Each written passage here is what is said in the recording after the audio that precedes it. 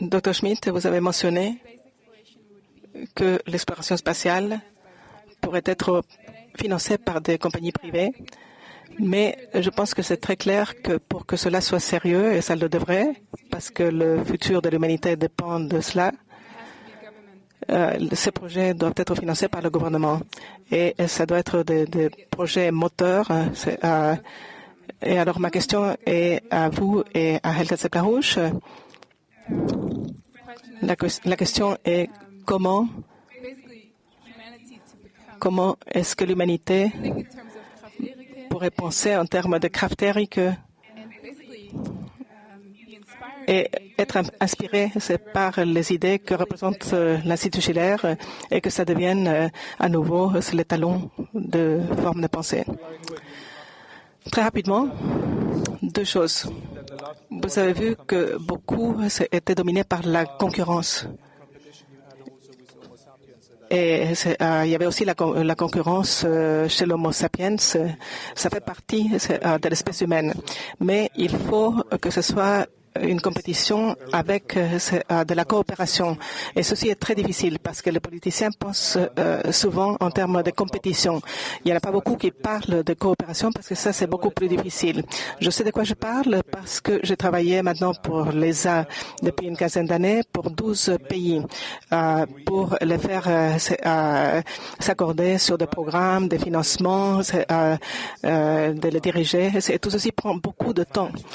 Et ça prend 20% de plus du budget parce que ça devient très complexe. Mais cet argent n'est pas perdu, c'est parce que à la fin, donc il y a un projet commun, c'est quelque chose qu'on peut montrer à tout le monde. Donc il faut toujours la compétition et la coopération. Mais ça rend les choses plus difficiles et c'est la raison pour laquelle les hommes politiques donc ont du mal à pousser pour ce genre de choses parce que eux, ils ne voient pas les bénéfices immédiats. C'est pour eux. Et l'exploration spatiale, aujourd'hui, on voit les résultats dans 10, 20, 30 ans. Lorsque j'ai commencé en 2001, donc les décisions pour le programme ExoMars, si ça marche, les résultats seront là en 2019 et 2020. Et un homme politique n'aurait pas pris la décision parce qu'il s'en fout de ce qui se passe d'ici 20 ans. Son mandat ne dure que quelques années et il veut être réélu et ça dépasse son terme de réélection. Je pense que le problème n'est pas tant les hommes politiques en tant que tels. Le problème est que nous vivons sous ce système oligarchique que Mme Presotto a décrit et que l'oligarchie ne sait pas et elle ne veut pas que les gens s'intéressent à ces questions parce que si tout le monde commençait à penser comme ces deux orateurs, il y aurait un problème pour elle. Tout le monde commencerait à penser en termes de progrès scientifique et Machiavelli à un certain moment avait dit que lorsque un pays a un ennemi, alors la concurrence oblige l'élite dirigeante à développer certaines technologies. C'est parce que il faut laisser le progrès scientifique se développer. C'est pourquoi cette mondialisation est devenue terrible après l'effondrement de l'Union soviétique. Parce que tant que l'Union soviétique existait, il y avait le besoin de rester compétitif en termes de technologie militaire. Et tout le paradigme vert met les choses bien pires. C'est après la disparition de l'Union soviétique. Alors pour cette raison, je pense que c'est très bon que la Chine soit si ambitieuse dans son programme spatial, parce que ça met quelques exigences et ça fait brûler quelque chose derrière de ces hommes politiques. Parce que si la Chine a comme objectif d'être sur la Lune en 2030, et de sortir l'hélium de la Lune, à ce moment-là, ça met de la pression sur les États-Unis, par exemple. Et Obama avait éliminé le programme spatial américain, mais avec ces pressions chinoises, donc il y a toute une rediscussion de ces choses-là aux États-Unis. Et je pense que la raison pour laquelle je pense qu'il faut repenser à nouveau au sujet de ce matin avec les thèmes qu'on a traités cet après-midi, c'est que nous devons créer une discussion qui fasse que les gens qui sont les plus raisonnables, c'est-à-dire les scientifiques, qui croient à des principes universels qui peuvent être utilisés partout dans la planète. Et il y a l'idée de cet impératif extraterrestre de Krafft-Ebing qui veut dire que aussi lorsque nous sommes dans l'espace, on ne peut pas simplement flipper et aller fumer sa moquette.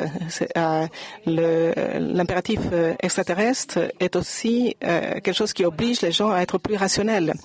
Et je pense que ce qu'il faut faire, c'est avoir un mélange de tous ces sujets où les hommes les plus sages de la Terre se rencontrent. Et ça implique aussi les femmes les plus sages, parce que c'est ce que Nicolas de Cuscus avait proposé. Il avait dit la raison pour laquelle il peut y avoir un dialogue entre tous les peuples, c'est que dans chaque pays, il y a des scientifiques, des musiciens, des compositeurs, et c'est parmi ces gens qu'on peut trouver un langage commun.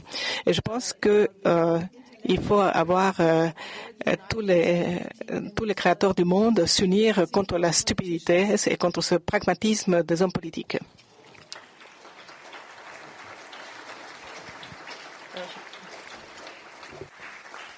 Je voudrais ajouter ce que vous dites, Madame.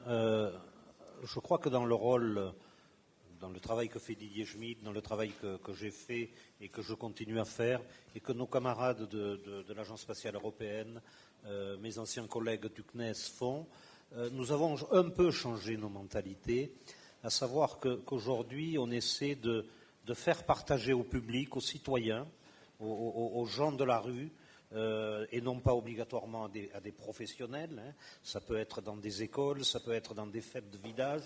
On essaie de faire partager le travail que nous faisons, les découvertes qui ont été faites quand il y en a, les retombées citoyennes, et c'est un travail de vulgarisation qui est extrêmement important. Et moi, j'aime dire plutôt, vous m'excuserez, mais j'ai été élevé chez les jésuites, c'est un travail d'évangélisation. Hein. Et je crois que c'est fondamental. Quand on a découvert quelque chose, quand on prouve que ce quelque chose est bénéfique à l'humanité, eh bien, il faut le faire savoir, il faut le faire partager avec des mots le plus simples possible et sans arrière-pensée. C'est ce que j'ai voulu dire quand c'était la dernière phrase de ma planche sur l'innovation. J'avais écrit, il faut être honnête et authentique. Hein. Donc, s'exprimer avec des mots simples, et là, on aura les gens derrière nous. Mais il faut leur faire comprendre, il faut prendre le temps. Il faut que nos écoles d'ingénieurs, que ce soit en Allemagne, que ce soit en Angleterre, que ce soit en Espagne, que ce soit en France, il faut que nos écoles d'ingénieurs apprennent aux ingénieurs à faire passer un message avec un sujet, un verbe et un complément, sans que ce soit trop sophistiqué. Yeah, if I want to sum up a little bit what I've heard today and so on, is again the summary. Dans compétition pour les meilleures idées, c'est nécessaire dans la technologie, dans les idées politiques, etc. Et après, se mettre ensemble pour l'implémenter ensemble. Et c'est la meilleure façon de... Donc, quand on parle de ce type de projet, chaque pays, donc il disait que la compétition est bonne pour l'émulation scientifique, mais après les projets, une fois qu'on a fait des découvertes, on doit les mettre ensemble, en commun, les partager et réaliser. C'est ça le projet européen d'une certaine manière, et ce qu'a dit, on a été capable en fait d'avoir un programme où il y avait, imaginez, une annonce internationale, et tout le monde avait le même objectif. Et après on a pris les meilleurs. Toutes les nations qui ont participé à ça étaient d'accord pour mettre en place ce projet, pas simplement un contre les autres. Donc ça, c'était beau. C'est un exemple assez facile à prendre. Compétition, mais sur ce que vous voulez, mais prenez la meilleure idée et ensuite, mettez-vous ensemble pour la mettre en place.